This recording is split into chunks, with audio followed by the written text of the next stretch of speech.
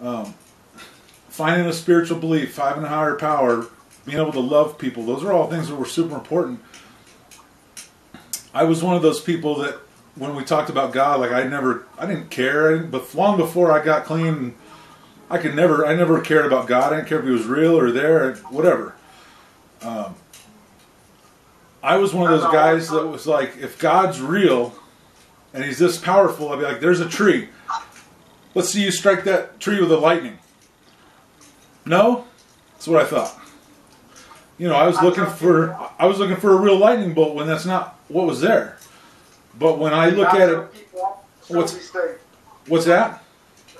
I tell people I'm from the show this day. I gotta see it to believe. Yeah.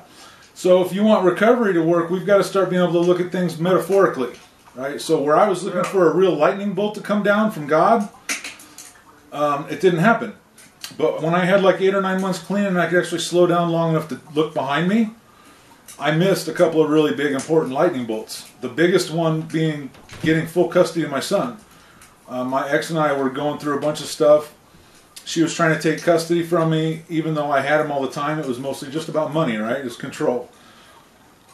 I'd be lying to you if I told you I was doing anything to be good in the situation, but I wasn't. If anything, I was making the situation worse. And she shows up one day and told me as long as I don't want any money from her, she'd sign over custody. And she did. And she moved out of state. And maybe in the last 8 years, a half a dozen times that she's talked to my son or, you know, whatever, been around.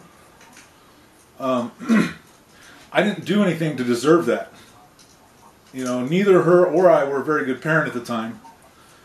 Neither one of us probably deserved to have him. And I didn't do anything that warranted me getting custody of him like that. I never thought about it. But when I could slow down and look backwards, that was my lightning bolt. That was God intervening in my life. Even though I didn't believe in Him, didn't think about Him, didn't care about Him.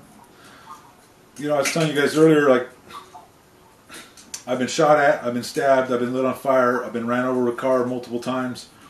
I've done the same back to other people. I'm not a felon. And it's not because I'm smart. I wasn't smart about anything. I used to just say it was good luck. I think it was somebody watching out for me. God had a plan for me long before I cared about Him. If I was a felon, I wouldn't be able to do the jobs I do. I wouldn't be able to have my fingerprint clearance card and go and volunteer at the juvenile detention center. I wouldn't be able to help people the way I help them. But without the experiences that I have and the pain that I have inside, I also wouldn't be as effective. So when people ask me if I would change the things that I've done in the past, as much as I would want to not remember some of the things that I remember, my answer would have to be no. Because every one of those things is what made me into the person I am now. The man that I strive to be wouldn't be here without all those things.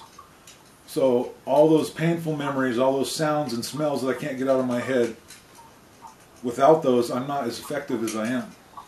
So God had to put me in a position where I could have those experiences but not become a felon. He had something lined up for me.